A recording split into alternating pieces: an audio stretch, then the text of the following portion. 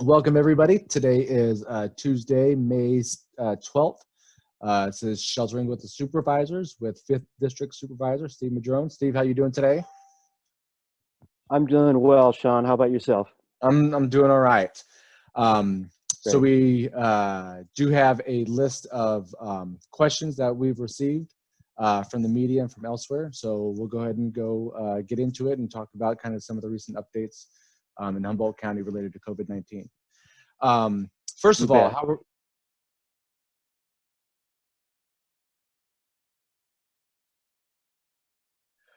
bet. I think the county's doing great. I mean, I know staff are just working the harneys off. Many staff worked all through the weekend, getting 4 hours of sleep and such, trying to get all of the compliance certificates and all the process in place to help effectively move out our soft reopening, are slowly turning that dimmer switch to bring life back. And I think they've done an incredible job. The certificates should be posted and available later today or by tomorrow at the latest. That's an important piece for local businesses, but I think it's going pretty good. You know, we're all getting pretty antsy. It's getting really hard just to hunker down forever. And I get that, especially small businesses that are really struggling. So there is a lot of, angst around that in the community. Uh, but we'll talk a little more about that. But I think the county did pretty good on this. We've got a lot more work to do, and if we all work together, we'll be able to bring that dimmer up even more.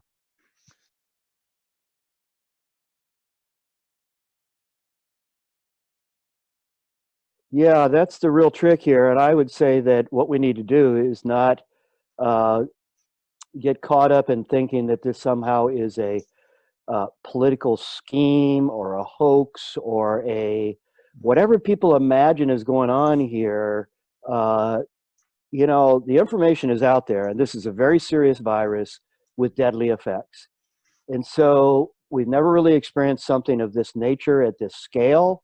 We're all learning as we go, but to try and keep everybody safe, we've had to institute some pretty drastic measures. And I know people are hurting. You know, if your income is still whole, you're doing okay. It's still stressful even at that level. But for those that their income is not whole, the stress levels are over the top. And so, what do? Uh, we sit there and take a deep breath. We talk to people that may have resources for us. People contact their supervisors, whoever they can. The Joint Information Center has a number. I think it's 441-5000. Reach out if you're having difficulties, if you're having problems with food, with shelter, with funds to be able to deal with your rent, your utilities, the rest of it. Reach out. I'm not saying that there is money to deal with all of these things to help everybody be whole right now, but there are a lot of things that are happening out there, and you may or may not be aware of them. So talk to your friends, your neighbors, contact us at the JIC, and we will do our best to put you in touch with resources to help get through this. That's what we need to do. We don't want to see people starting to splinter off and doing all kinds of other things. Yes, we have a right to protest. Yes, people are upset. Yes, people want to see things change and open wide open. And that's what we're trying to do. Not wide open, but bring it back open. But that requires us to continue to mask, distance from each other, and do all of these other things that are not going to go away anytime soon. So if we don't do that well, if we don't come together and stay on board with that, like we have for the last 2 months, I mean, people have been incredible. This is just be over the top in positive behavior from a vast majority of the population. And if we can just keep that going, double down on that, we will get through this sooner than later. So, reach out for help. That's what we encourage you to do. Yeah, I want to get on to the next question, but in a lot of ways, this feels like a marathon. And right Oh now, boy. we're at a point where we need to hit a second wind. We need to get Yeah. that runner's leg where we just continue to go, and we get some extra motivation to continue on our way. Because, like you said, we've been largely successful at flattening the curve. and we need to continue that if we want to open things up more. Yeah, and we have to look for the positives here. Like if you're sheltering at home, hopefully if you do have family, if you're alone, that's the hardest part of all for those folks that are alone. And that's why we need to reach out to our neighbors by phone, 6 feet apart, check on them, and help people not feel alone, right? Because we are in this together, and I love that hashtag alone together. But you know, there are a lot of things we can do to help each other out through these times. And I like your analogy of it's a marathon, it's not a sprint. We need that second wind, and you know, reach out to your loved ones. This is a great chance to reconnect at home and take care of some badly needed maintenance and other things in your life, you know. And so that's the way I'm trying to approach it, both answer calls, emails, and the rest of it, but also take time to try and stay healthy, you know, and do those things that keep us feeling like we can get up the next morning and go after it day after day, because it's not going to end tomorrow. Yep. All right. Switching subjects a little bit.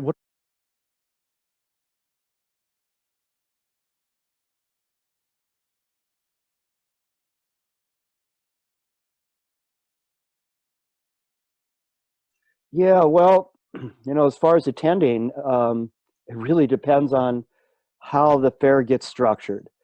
Um, right now, with the soft opening, and as we expand that opening, what we're really trying to do is figure out how to do it and how to do it safely. Now, there's a recognition that as we open things back up, there will be more spread.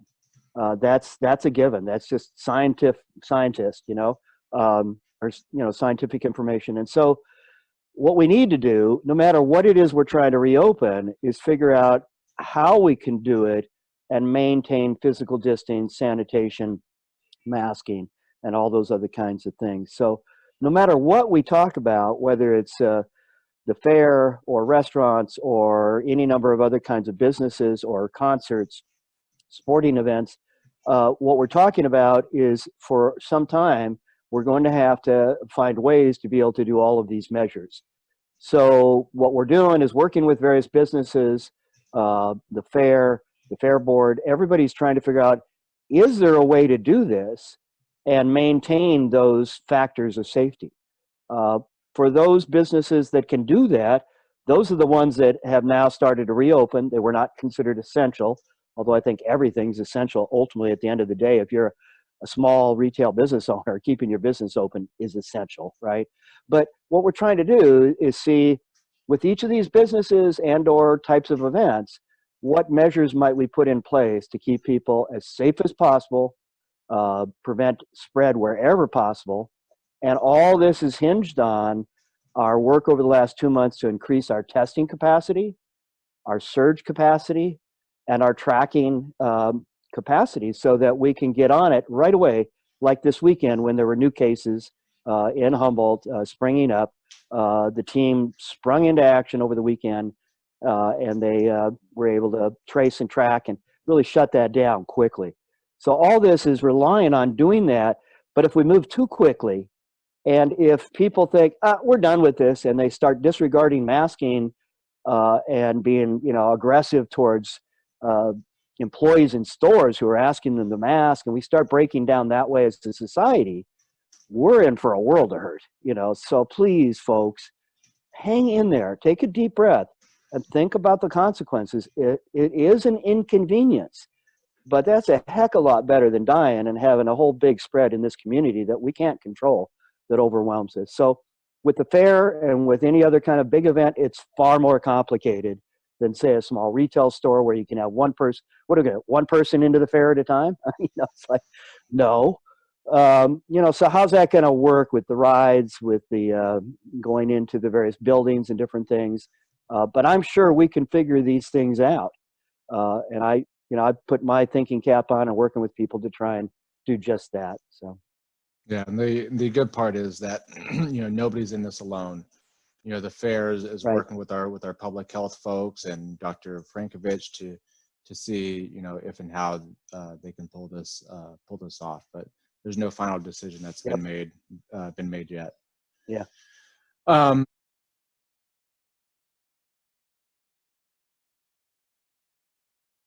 Well, I don't have any specific guidance other than that general guidance that we know we need to figure out a plan that meets the needs of physical distancing, masking, sanitation facilities at the entrance, um, plexiglass separation between cashiers, customers, a lot of different things, you know. And so with graduations, I am in contact with the superintendent. We have not been able to connect recently, but I know people are trying to figure this out. You know, could you use a flatbed truck with straw bales on it and drive around with a schedule to each graduate's house? And the family's out there on the driveway with a little setup, little fancy setup. You know, the straw bale flatbed comes by with a little microphone, and the superintendent makes the announcement, you've graduated. The neighbors can be out in their driveways, and everybody can clap and give some sense of accomplishment, you know. So that's what I'm trying to do, is trying to figure out, well, how can we be super creative here, reduce the potential for any spread, but still acknowledge a very important time in families and graduates' lives. So that's what I'm thinking. The old flatbed truck with straw bales and move around the community, you know. So I would not love. everybody together, no big hugging, you know, and all that. They can do that later, you know, but somehow still provide the opportunity. I don't Yeah. know. We'll get I back would, to you. I would love to see my Facebook feed be filled with videos of flatbed trucks and straw bales and small celebrations like that. That would be great. Yeah. Yeah, there's Um, been some great stuff on the internet with people celebrating in neighborhoods, you know, mhm, mhm. barbecues, everybody's barbecuing, but they're all in their little driveway, you know. Right, So right. More of that. More of that. yeah, Um, more of as that. as Humboldt.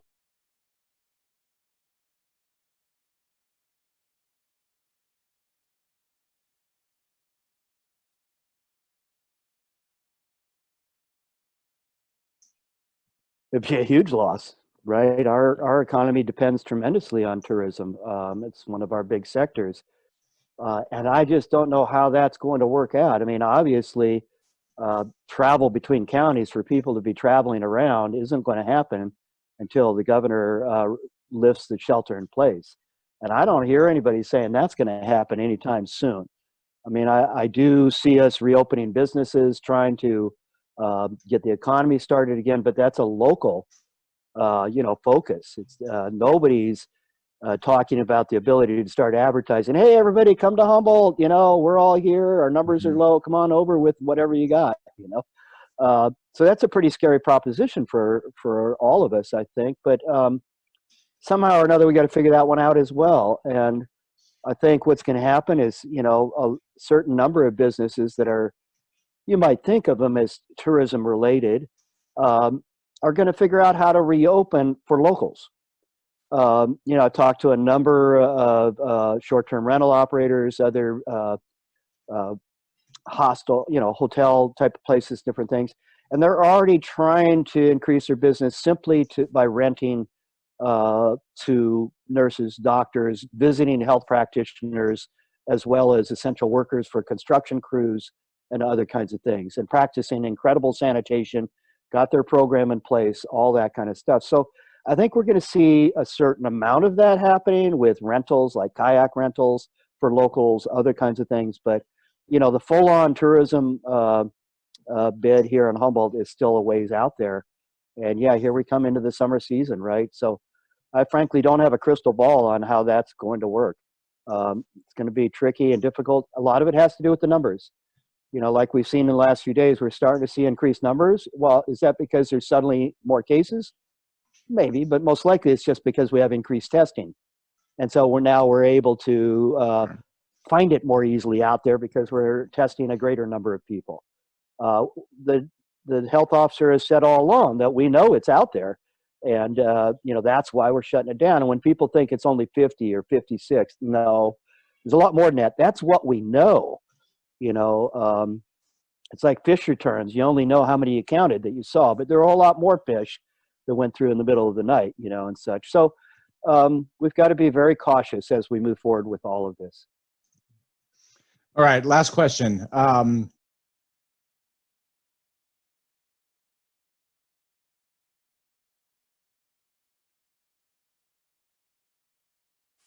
Well, I'm sure there will be some truckers and or others coming through in the middle of the night that suddenly discover that the road is closed overnight and they're going to spend the night in Klamath or wherever they're at. Coming from the north, it'd be Crescent City. That's an inconvenience. But like most travelers, especially in today's world, I know for myself and my family, if we're going on the road, we call the roads number. You know, well, we're going down 101. Are there any closures? We're going down 299. I mean, if you don't do that in this area, you're going to be turned around. So I think most people recognize that when you're traveling, especially at night, it's a great thing to call the highway roads number. It's quite easy to do, and that will tell you what roads are open or going to be closed and all that. Um, I think everybody in the community of Humboldt and Del Norte are really excited that this project is finally moving forward. You know, what they're doing is repairing the existing grade with this massive soldier pile wall they've built, and they'll be refilling that grade behind the wall and, you know, bringing the road up from where it does these big dips and such. And so the only way to do that effectively is to shut the road down, and overnight is the way to do that. I know both counties, county officials, Caltrans and others are working tirelessly to get all the engineering and geotechnical work done to figure out how we're going to rebuild this road, because it's constantly failing. It's a nightmare for parents and school children, businesses.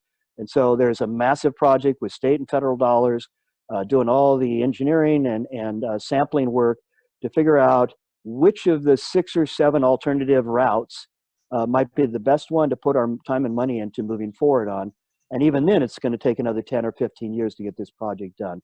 But this is a phase that is to repair the existing grade, make it safer.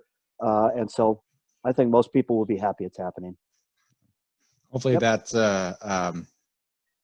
hopefully that portion of it can end soon, or at least be more open to people, right? Absolutely. You bet. All right. Well, thank you for taking some time with us, Supervisor Madrone. It's always good to hear from you, and I hope things are going well where you are. Thank you, Sean, and stay safe, everybody. I will.